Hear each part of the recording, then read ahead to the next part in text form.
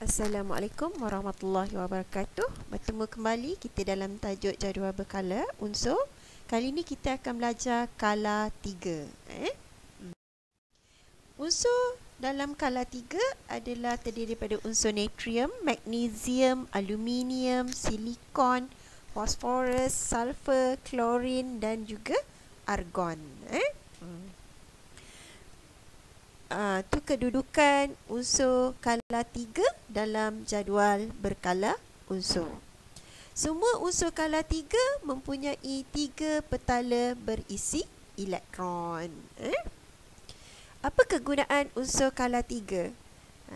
Salah satu, magnesium sebagai bahan penyala api, fosforus sebagai bahan bunga api, aluminium untuk membuat tin, dan sulfur sebagai racun kulat. Ini antara kegunaan unsur-unsur dalam kala 3.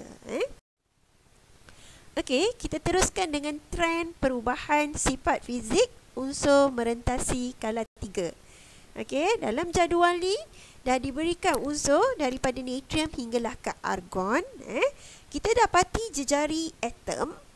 Kalau natrium 0.16, bila sampai ke argon 0.094, itu bermaksud apa? Maksudnya, apakah kesimpulan yang kita boleh buat apabila merentasi kala 3 dari kiri ke kanan? Maksudnya, daripada natrium hinggalah ke argon. Kalau 0.186 menjadi 0.094, jejari atom. Ini bermaksud bahawa saiz atom berkurang. Sebab tu jejari semakin berkurang. Jadi saiz atom berkurang. Keelektronegatifan pula daripada 0.9 kemudian jadi 1.2, 1.5, 1.8, 2.1, 2.5, 3.0. Apa tu maksud dia? Maksudnya keelektronegatifan semakin bertambah. Dan yang ketiga, keadaan fizik. Keadaan fizik ada dua keadaan kat sini. Maksudnya daripada natrium hinggalah ke sulfur, dia adalah pepejal, manakala klorin dan argon gas. Maksudnya dia berubah daripada pepejal kepada gas. Kita nak tengok setiap satu. Kenapa saiz atom berkurang daripada natrium bila merentasi kala ke argon? Maksudnya dari kiri ke kanan. Saiz atom berkurang. Ni kalau dalam bentuk gambar lah, kita nampaklah natrium besar, bila sampai kat klorin dia kecil. Ini disebabkan jejari atom semakin berkurang. Yang tadilah kita tengok dalam carta kan, jejari dia berkurang. Kenapa jejari ni boleh berkurang? Ini disebabkan bilangan proton bertambah.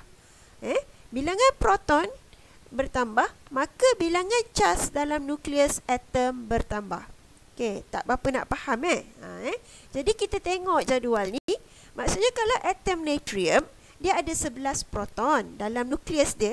Magnesium 12 proton, aluminium 13 proton, silikon 14 proton, fosforus 15 proton, sulfur 16 proton, klorin 17 proton. Jadi bilangan proton dalam nukleus bila maksudnya daripada natrium ke klorin, bilangannya semakin bertambah. Begitu juga dengan charge positif dalam nukleus. Bila dia ada 11 proton, maksudnya charge positif dia 11. Kalau dia ada 17 proton, charge positif dia ada 17. Tetapi kita kena ingat, bila kala sama, bilangan petala yang berisi elektronnya sama.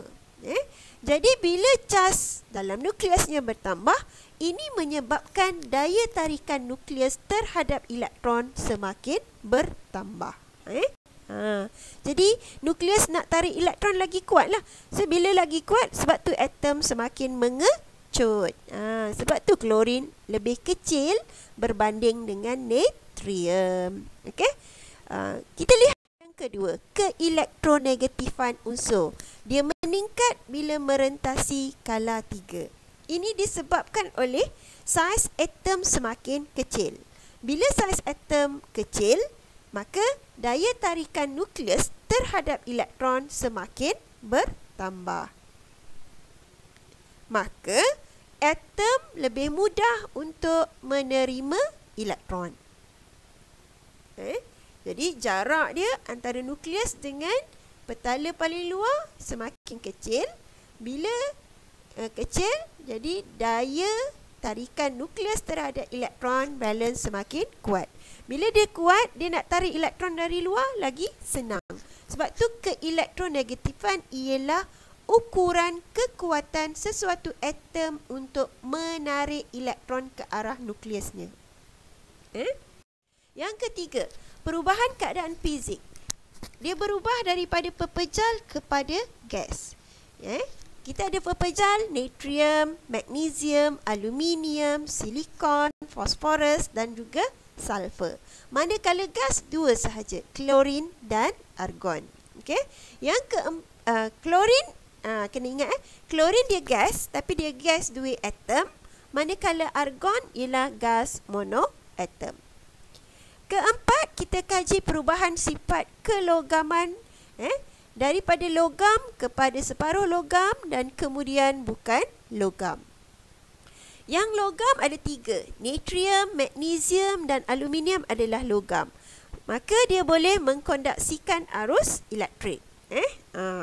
Separuh logam, silikon, dia konduktor elektrik yang lemah. Manakala bukan logam, fosforus, sulfur, klorin dan argon tidak boleh mengkondaksikan arus elektrik. Yang kelima, perubahan sifat oksida. Kita ada tiga kumpulan oksida kat sini. Satu, oksida base. Oksida base terdiri daripada natrium oksida dan magnesium oksida. Oksida amphoteric. Ada satu iaitu aluminium oksida. Oksida asid ada 4. Apa dia tu? Silikon 4 oksida, fosforus pentoksida, sulfur dioksida, dichloroheptaoksida. Itu nama-nama dia. Tak hafal pun tak apa. Tapi kita tahu dia adalah oksida. Maksudnya dia bergabung dengan oksigen. Apa tu amphoteric? Kalau base dengan asid semua dah faham kan? Amphoteric bermaksud dia boleh menunjukkan sifat asid dan base. Dia mempunyai dua sifat. Maksudnya dia ada sifat base dan dia juga ada sifat asid. Kita akan tengok lebih lanjut lepas ni. Oksida base, maksudnya natrium oksida dan magnesium oksida, dia larut dalam air membentuk larutan beralkali. Jadi base bila larut dalam air membentuk alkali. Contohnya, natrium oksida bila dilarutkan dalam air, dia akan dapat larutan natrium hidroksida. Yang kedua, oksida asid juga sama, larut dalam air, dia membentuk larutan berasid. Ini senanglah kalau oksida asid, larutan berasid. Contohnya, sulfur dioksida. Bila kita larutkan dalam air, dia akan menjadi asid sulfurik. Asid sulfurik. C. Oksida base bertindak balas dengan asid membentuk garam dan air. Base ataupun alkali bila berjumpa dengan asid dia akan neutral kan. Sebab tu kita dapat garam dan air. Contoh kat sini magnesium oksida. Bila kita tindak balaskan dengan asid hidroklorik, maka kita akan dapat magnesium klorida dan air. D. Oksida amphoteric bertindak balas dengan asid dan juga alkali sebab dia bersifat dua. Jadi kalau dia bersifat base, dia boleh bertindak balas dengan asid. Kalau dia bersifat asid, dia boleh bertindak balas dengan alkali, membentuk garam dan air. Jadi aluminium oksida boleh bertindak balas dengan asid. Contoh kat sini asid nitrik. Jadi kita akan dapat garam dia aluminium nitrat dan air.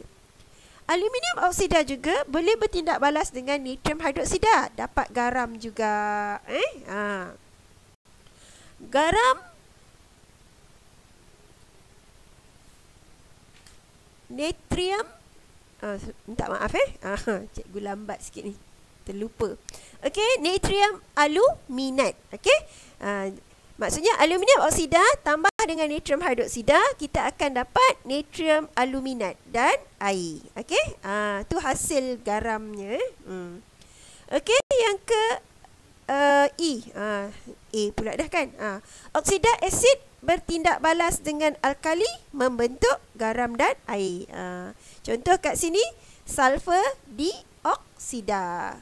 So sulfur dioksida akan bertindak balas dengan natrium hidroksida membentuk natrium silikat dan air. Okey? Inilah perubahan sifat oksida, ada 3. Maksudnya kamu kena kenal oksida base, oksida amphoteric dan oksida asid. Kegunaan unsur separuh logam. Unsur separuh logam ataupun metaloid, sifat logam dan bukan logam, dia merupakan konduktor elektrik yang lemah. Metaloid merupakan konduktor elektrik yang baik. Asalnya dia konduktor elektrik yang lemah, tapi dia boleh jadi konduktor elektrik yang baik pada suhu yang tinggi. Okey, bila suhu tinggi dia lagi baik. Sebab sifat inilah maka dia sesuai untuk jadi semikonduktor dalam penghasilan microchip elektronik. Sebab bila kita guna handphone, makin lama makin panas. Jadi kita kena guna semikonduktor yang dibuat daripada silikon, dia tahan dan dia jadi konduktor elektrik yang lebih baik. Okey? Okey, itu saja untuk kala 3. Latihan cikgu akan bagi secara berasingan. Maksudnya kita tak guna latihan dalam buku teks untuk tajuk kala 3, sebab cikgu akan bagi satu latihan rumusan, maksudnya semua melibatkan semua kumpulan 18, kumpulan 1, kumpulan 17 dan juga kala 3. Okey, sekian, jumpa lagi kelas akan datang. Assalamualaikum.